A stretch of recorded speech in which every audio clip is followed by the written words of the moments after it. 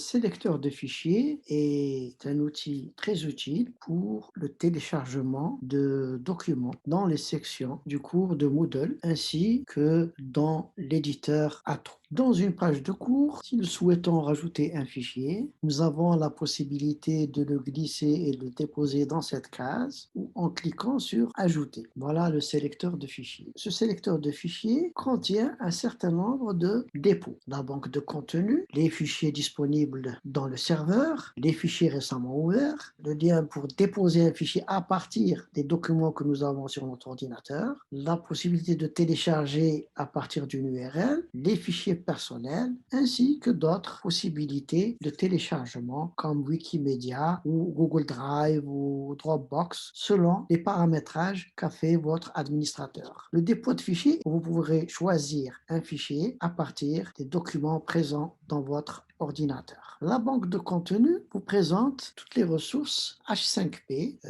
qui est un logiciel de conception de test que nous allons voir dans une autre vidéo. Le lien vers les fichiers disponibles. Ici, vous pourrez retrouver des fichiers disponibles dans le serveur, mais dans d'autres cours et que vous pouvez utiliser dans le cours actuel. Les fichiers récemment ouverts, ce lien est très spécifique dans la mesure où si vous êtes dans l'éditeur Atto et que vous souhaitez rajouter des médias, il ne vous présentera que les médias récemment ouverts. Le téléchargement d'URL, il vous suffira de mettre ici l'URL de téléchargement, ainsi que les fichiers personnels que nous verrons dans une vidéo. Ce lien Wikimedia permettra de rechercher une image dans Wikimedia. Il vous suffira de mettre un mot-clé ici, par exemple secourisme, et vous voyez qu'il y a un ensemble d'images que je peux utiliser puisqu'elles ne sont pas protégées. Elles ont une licence Creative Commons dans le dépôt de fichiers récents. Vous voyez ici que nous pouvons présenter ces fichiers suivant une arborescence ici, en cliquant sur cette icône. Ici, suivant une liste avec la date, la taille et le type,